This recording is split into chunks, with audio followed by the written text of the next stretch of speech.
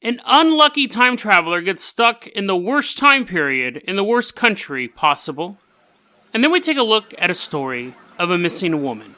One moment she was on a cruise ship with her family. The next morning, she was never seen again.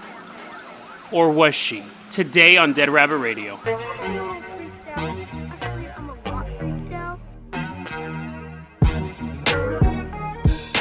Hey everyone, welcome back to another episode of Dead Rabbit Radio. I'm your host, Jason Carpenter. I'm having a great day. I hope you guys are having a great day too. I literally just walked in the door. That's the sound of my backpack hitting the ground. Throw in my umbrella because it's raining up here. I'm going to open up my backpack. I got some soft drinks in here. Try something different. I normally come home and relax a bit, and I was like, you know what? Let's just do it. Let's do it. Let's do this episode. So, let's go ahead and jump right into this thing. Now, where did I put my water? There's this little Hispanic shop up in the Heights, which is the upper part of Hood River. Where did it go? Better be in there. There it is. They sell CBD-infused water. This is really uncomfortable the way I'm sitting. Hold on a second. I've never recorded a podcast with my shoes on before. Okay, let's try that. I still have my shoes on now. CBD-infused water. I'm going to give this a drink. Okay. Let's go ahead, and we're not walking because I just got my feet hurt because I just walked all the way home. Let's go ahead and take the Dead Rabbit dirigible, and we are going to fly to Moscow. Going to Moscow.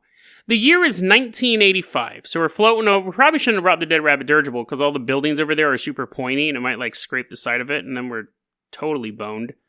But anyways, we're in Moscow. We're in the year 1985, and there's this dude named Vadim.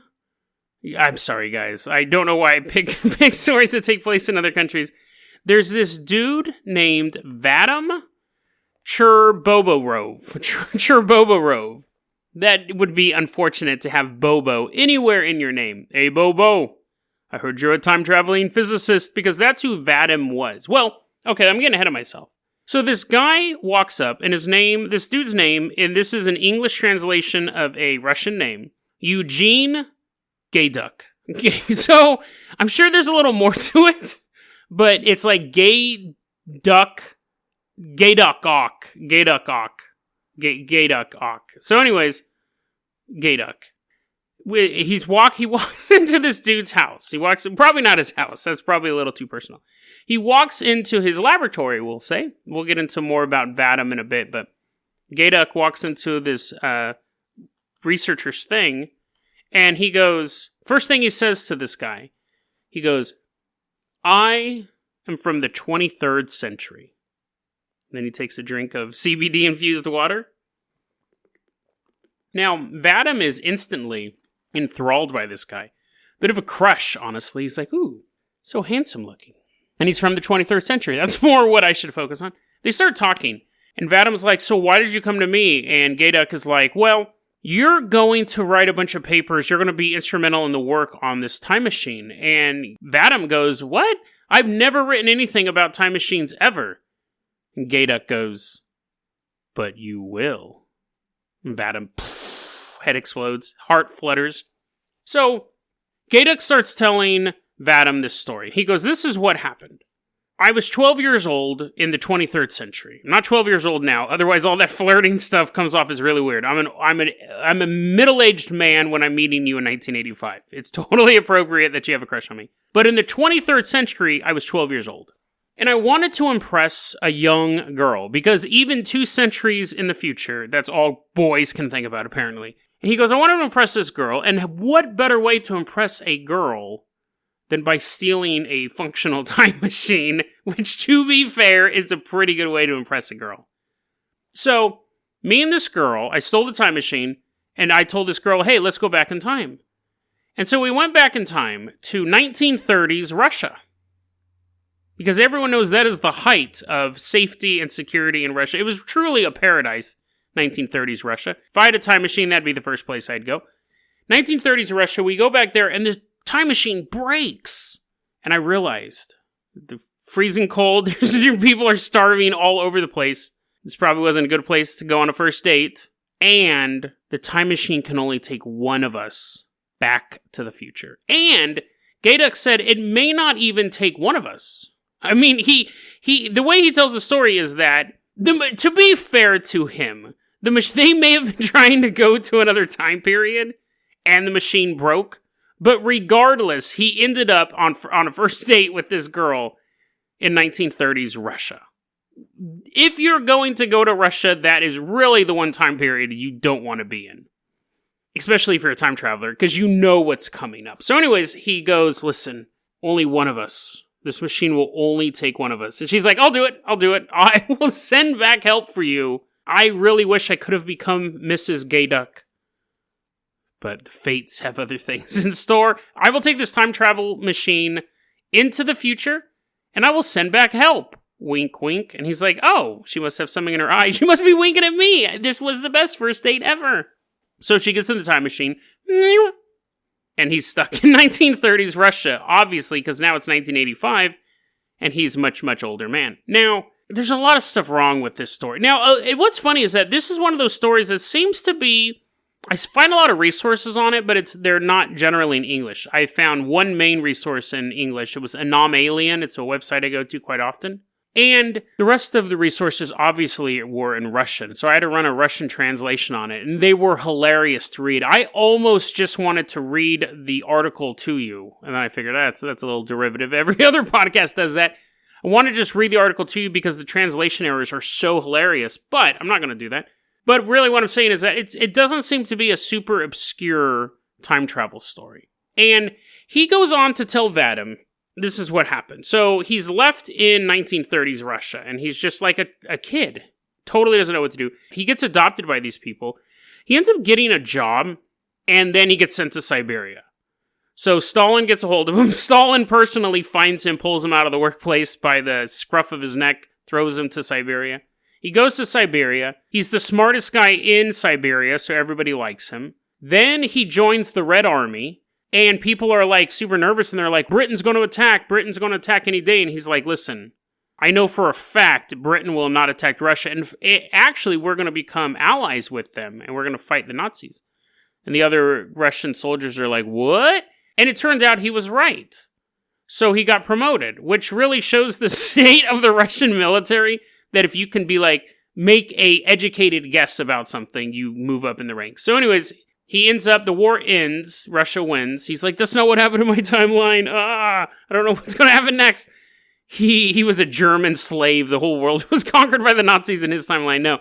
So Russia wins the war, spoiler alert. Well, they win their half of the war, at least. USA. And then he ends up running a museum of like oddities or something like that. And in this museum, he has this thing called the tall tape, which again, I think is just a translation error. It was a giant, from what I understand, mostly a translation error. He had a giant, like, ticker tape type thing that went all the way up a wall, and at the top was the history of the world from the Stone Age to the 21st century. And this was 1985, so he had stuff from next century, which he's from the 23rd century, so he should have even more, but to be fair, he wanted to keep us hanging. So he's telling Vadim this story, and he goes, I will tell you some stuff that's going to happen in the future, so you will know I'm a time traveler. And Vadim's like, okay, tell me, are we going to go out on a date too? And Gayduk's like, no, but maybe. No, this is what's going to happen in the future. There's a guy named Boris Yeltsin who's going to become president. Vadim's like, interesting. He goes, Soviet Union's going to collapse, and Vadim's like, yes. And he said there's going to be a war in Yugoslavia. And he's like, that's interesting. Regional news. Do you have any other thing? Do you know anything else about the future? And Gayduk goes, well, here's the thing. I traveled back in time when I was 12. So that's kind of all I know. I knew that Britain wasn't going to attack Russia. I knew that we would win the war. Didn't foresee myself being thrown in a concentration camp. That was unfortunate. But I was 12 years old when I traveled back in time. So I don't have a lot of experience. Like, I don't know a lot. I didn't take advanced history in high school. And then Vadim eventually passed away, like all people do. He eventually passed away except Enoch, he passed away in the year 1991. And whenever you read an article on him, there's always this phrase. It says he died in 1991, and then it's followed by the phrase, 2 centuries before he was born. Dun, dun, dun. And everyone kind of accepts his story. It's one of those stories that it's obscure in the West, but it seems to be fairly common in the East. And you go, well, Jason, he did predict the rise of Boris Yeltsin. He did predict this war in Yugoslavia that I have no idea whether or not it actually happened. I'm not knowledgeable in Eastern European politics. I'm assuming it did.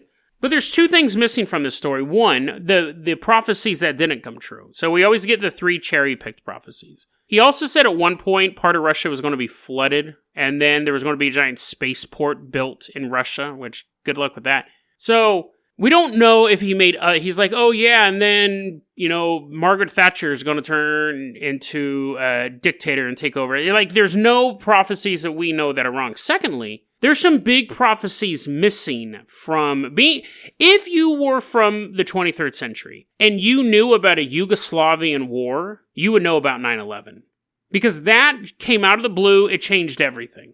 You wouldn't know, if you know about Boris Yeltsin, you know about Vladimir Putin, who's been in power for 20 years now? Like, Boris Yeltsin is a footnote in history. Back then, he was important. But nowadays, who? Like, I know who Boris Yeltsin is, because I grew up with Boris Yeltsin. Not, like, literally. He wasn't, like, my neighbor or anything, but he was after Gorbachev left, you had Yeltsin and all this stuff, and he was the first guy after the fall of the Soviet Union. So, I mean, like, I know who that guy is, but if someone asked me to name a president of Russia, the first person I would say would be Putin. Second one would be Gorbachev. And he was a premier or whatever, a chancellor, whatever the term is. But you know what I mean? Like, if you said name a leader of Russia, you'd probably say him in that order. So it's very, very unlikely that this guy is actually a time traveler. Very unlikely. Because there's just too many gaps missing.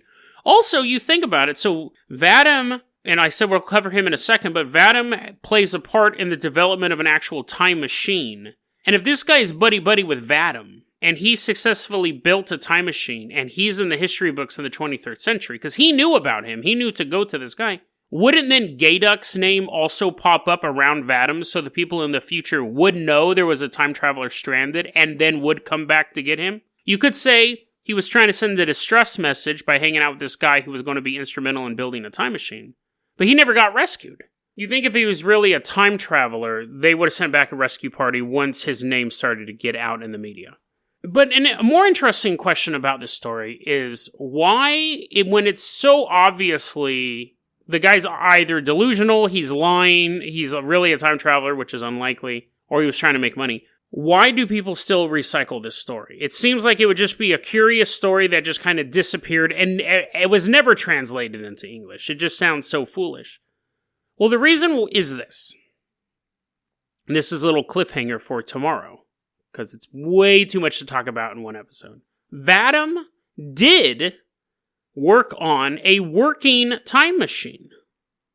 At least that's what people believe in Russia. That this man who met a time traveler did end up successfully inventing a time machine. That not only was able to kill cockroaches and small mice, but may have teleported humans to the end of the world. We'll get into that story tomorrow. You like that teaser? You like that teaser? I was going to put them both in the same episode, and I thought, nah, too much time travel. Let's get a little tease going on. Get you guys back tomorrow. Vadim and his time machine. Let's go ahead and move on to our second story, though. Our next story I actually had ready to go 2 seasons ago. And I never did it. It's kind of depressing. It's a very kind of dark story. And I was going to do an episode a long time ago about missing people, a theme week about missing people, and this is one of the stories I came up with. And I thought about it, but I go, that's a little dark. It's a little depressing. But I've thought about it on and off over the months. Like, it keeps kind of popping up in my head because it's still it's just so creepy.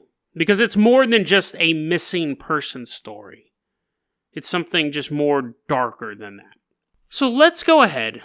We'll hop back on the Dead Rabbit dirigible. You're like, dude, I don't want to go to a depressing story. I'm like, come on, man. We're both all like Eeyores, just kind of moping about getting on the Dead Rabbit dirigible. Keep it as light as possible until it gets dark. So we're flying around the Dead Rabbit dirigible. We're actually going out to a cruise ship. And you know what they do on cruise ships? They generally take off their shoes. I'm going to do that right now because my feet are killing me. Ugh.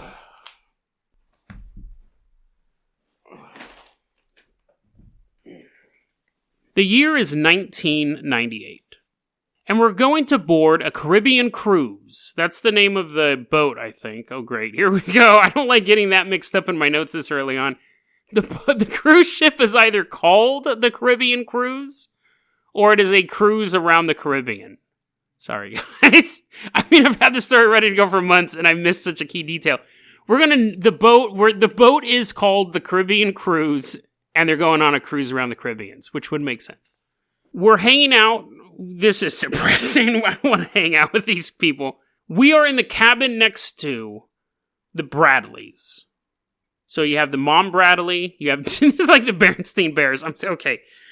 You have Mom Bradley. You have Dad Bradley. I didn't write their names down either. I'm not going to blame you if you jump the episode now, but this story is really interesting. You have Mom Bradley, Dad Bradley, Brother Bradley, and then Amy Lynn Bradley. She's 23 years old, so I think you know who the focus of this story is. They go on the cruise ship, they're having a good time, they're partying, all-you-can-eat buffet, there's like shrimp cocktail. I haven't eaten dinner yet, so this food descriptions are going to go on for a bit. There's like shrimp cocktails and steaks, big steamy juicy steaks. You can actually see the little sizzle lines come off of them like a cartoon. Crab cakes. There's seahorses that you can eat, like live seahorses. You just reach into a tank and eat them. All the food you want, pancakes. Pancakes. All the food you could want on a cruise ship. Cheese, omelets, everything, right? Little seahorses in them too. I wonder if you can eat a puffer fish. Anyways, I'll find out. I'm at the buffet. You can go about this creepy story. I'll be at the buffet for the rest of the story. So you're walking around the cruise ship all by yourself, and you see Amy Lynn Bradley just kind of partying down, having fun with some new friends. She met new friends on the boat. And you're just kind of watching her from across the dance floor. Jesus, Jason, this story. There's no saving this. You're a creepy person watching her dance to 19. Did I say the story took place in 1998? The story takes place on March 24th, 1998. So you just looked at your watch. You looked at your Casio watch, and you're like, oh, March 24th, 1998. You're watching this young woman boogieing down with her new friends. Then Amy and her brother say, bye new friends, see you later, we're going back to our cabin. Because the mom and dad have a cabin, and then the brother and the sister this doesn't get weird like that. The mom and dad have a cabin, and then the brother and sister have their own cabin, right? And they're next to each other, and then our cabin is next to the brother and sister, okay? And I'm still at the buffet, and you're like, hey dude, they're leaving, we gotta tail them. And I'm like, I have Ziploc baggies sewed into my suit, stuff in my pockets full of food. I follow you. Now, everyone's just now chilling in the cabin. And what happens is Amy Lynn and her brother are kind of sitting out in the balcony of their cabin, just talking. It's nighttime now. We have like a listening device. We're total creepers in this story. We're in the next cabin. It's totally wired so we can hear everything going on. And the dad shows up, and now the dad's out there talking on the balcony. And then the dad's like, well, I gotta go to bed. So he goes, leaves. And then the brother's like, I gotta go to bed too, Amy. And she's like, okay, that's fine. I'm gonna stay up for a bit longer. I'm gonna sit on this balcony and just hang out. And they're like, that's weird. Why'd you pause like that? And she goes, I don't know. Maybe it'll be my last words. How grim is that? So, brother goes in the bedroom. He's totally disturbed. He goes in the bedroom. Now, at 5:15 in the morning, the dad wakes up. And he looks over, because the balcony, the cabins are next to each other. He looks over from his balcony. He sees Amy asleep on her balcony. So he's like, daughter's asleep outside. It's a beautiful view. She just fell asleep to the sounds of the sea at night. But then it's 6 a.m., so 45 minutes later, Dad walks back out on the balcony. She's not there. And now you're not going to be suspicious right away. If you are in a relaxed state, if you went home and your buddy was sleeping on your couch, and then you went and you showered and you ate some delicious shrimp cocktails and pancakes. And then you came out and you saw your buddy was gone. You wouldn't call up the police and be like, you need to issue an Amber Alert. You would just be like, oh, my buddy must have gone somewhere else. But as the day goes on, the dad starts to realize she's gone. She hasn't come back to the cabin. Nobody knows where she's at. So he alerts the ship officials. He calls up the captain and he's like, Captain, my daughter's missing. She's nowhere to be found. And the captain's like, did you check the buffet? He's like, yes. Did you check the dance floor? Yes. Did you check the... Yes, Captain. I've checked everywhere. That's what I'm calling you. So the boat people, the sailors, the crew is the word I'm looking for. They're not like Popeye sailors. They're like, quit rigging those masts. We have to find a missing girl. They're just crew members. They begin searching the boat looking for the girl. And while the search is going on, the boat docks. And the father pleads with the captain, don't let anyone off the boat until we find the daughter. And the captain's like, we've searched everywhere on this boat. There is not a place on this boat that we have not. We searched up and down. We searched in the hold. We searched up in that steam pipe. We've searched everywhere for your daughter. She's not on this boat. It's possible she fell off. It's possible that we've missed her. No, I didn't say that. It's possible that she fell off. It's possible that she's not missing at all, but she's not on the boat. Boat unload. So anyways, at that point, the family calls the FBI. And they're like, our daughter's missing. We can't find her. The captain let everyone get off the boat. They said they searched every part of the boat, but we can't find our daughter. The FBI gets involved. They begin investigating it, and they talk to the captain, and as the captain is telling them, oh, no, we searched everywhere on the boat, the FBI realize and eventually are able to prove that's not true. The whole ship wasn't searched. There were parts of the ship that was never checked. And as the FBI began interviewing people who were hanging out with her that night, hanging out with Amy at the dance club, two women came forward and said, we saw Amy hanging out with a guy named Yellow. He was a member of a band. And we saw her going with him in an elevator up to the top floor after she had disappeared. The FBI begins to spread out, really researching this, trying to figure where this missing girl is. So they talk to a taxi cab driver. They're talking about the locals. So they talk to a taxi cab driver. He goes, when the boat was unloading, a woman matching the description, because they didn't just say, hey, did you find a missing girl? And the taxi cab driver's like, I'm glad you asked. Like, they're showing photos, right? Taxi cab driver goes, yeah, I saw that girl. It was super weird, officers or federal agents.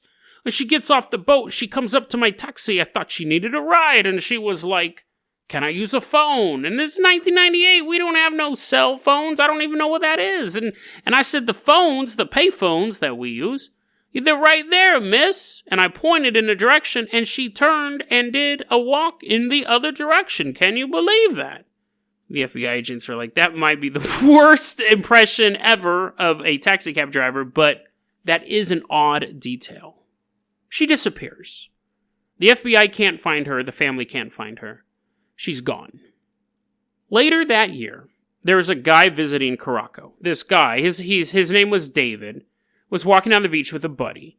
And he's, they're just talking and stuff like that. Be like, hey, man, it's beautiful sunset, isn't it? And the other guy's like, yeah, ever since I gave him my job as a taxi cab driver, I spend more time looking at these sunsets. And David's like, why do I hang out with this guy? He's so annoying. But in front of them was a woman flanked by two guys, and they're walking in front of them. So you have the woman, the two guys walking, and a couple feet behind you had David and his taxi cab buddy. And they're talking loudly, and they're talking in English. And the woman turns around. And David got the impression that she understood what they were saying. And she started to say something, but then one of the men steps in front of her, like cuts her off, and just looks at the two guys. And then the group continues walking on. And David thought, that's weird. It was a weird feeling. He goes, it's almost like, because we're in a foreign country, it was like she'd finally met someone else who spoke English. She had something to say to them, but she was cut off. Later, he ends up watching America's Most Wanted. He sees this case. He sees the woman's photo and says, I know her. She was on the beach. Sees the same thing, Unsolved Mysteries. See, that's all apparently he watches are these shows. Recognizes her. I saw her on the beach. Begins researching the case. Sees a photo of that man, Yellow. He was also on that beach. He recognized him as one of the guys who flanked her. She had a tattoo that he remembers seeing on the girl walking on the beach. Calls up the dad. Says, hey, did your daughter have a tattoo here? And Dad's like, yes. 1999. There's a guy in the Navy. He's aboard the USS Chandler, right? And he goes to an illegal brothel. He's on shore leave. He goes, forget those regular brothels. I'm going to an illegal brothel. He's sitting in the bar. He sees two women with two men. And he's just drinking, looking for something illegal to do. He's like, okay, I wonder if I could bang that houseplant. Would that be illegal? I don't know. Eventually, the two men get up, and one of the women turns to him and says, they've got my papers, and I can't leave the island. My name is Amy Bradley. Don't forget it. And he's sitting there with his drink in hand, Look, he came to do something illegal. Now he's being told that a woman named Amy Bradley, is how he heard the name, is trapped on the island. They took her documents, passports, things like that. She can't leave. And he tells her, go to the ship, go to the USS Chandler, and ask for help. Keeps drinking. The two dudes come back, and she just turns back and just sits there. He didn't do anything. Even by his own account, he forgot about the story for several years. He was reading People magazine one day, sees a photo of Amy Bradley, and goes, that was the girl in the illegal brothel. The FBI investigated Yellow. They did track him down. He was a member of the band on the cruise ship. He had a paper trail. They could find him. And he did get interviewed by them, but they've never revealed what Yellow told them. He was never charged either. In 2005, this is where it gets really dark, because now we're looking at 7 years later.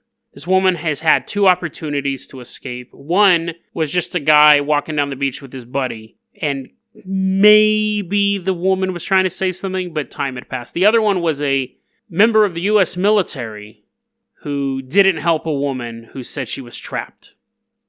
But 2005, there is a group that is dedicated to trolling the internet looking for sex trafficking victims. Ads on websites like Backpage, pornography, things like that. Looking for women who seem to be held against their will. They have to go it's a despicable job. Not that they're doing it. It's a great job that they're doing it, but it's just a thankless job. Because you're constantly having to consume all of this horrible stuff in the hopes you can find something that helps somebody out. And while they're going through all these websites and advertisements and things like that, they find Amy Lynn Bradley 7 years later online. They send a photo of her from an adult website, from a pornography website, to the Bradleys and said, is this your daughter? And they say, yeah. The Bradleys get invited onto the Dr. Phil show. Dr. Phil show has forensic artists come in, look at the picture, and say, this is what she would look like 7 years later. This is her. You know, the thing, it's funny because whenever you hear people who have lost people who've gone missing and things like that, a common refrain you hear is, I just want to know. I just want to know what happened.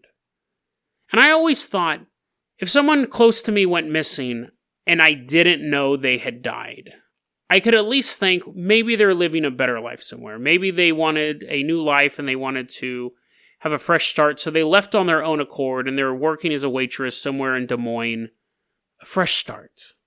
But reading stories like hers really puts that into perspective.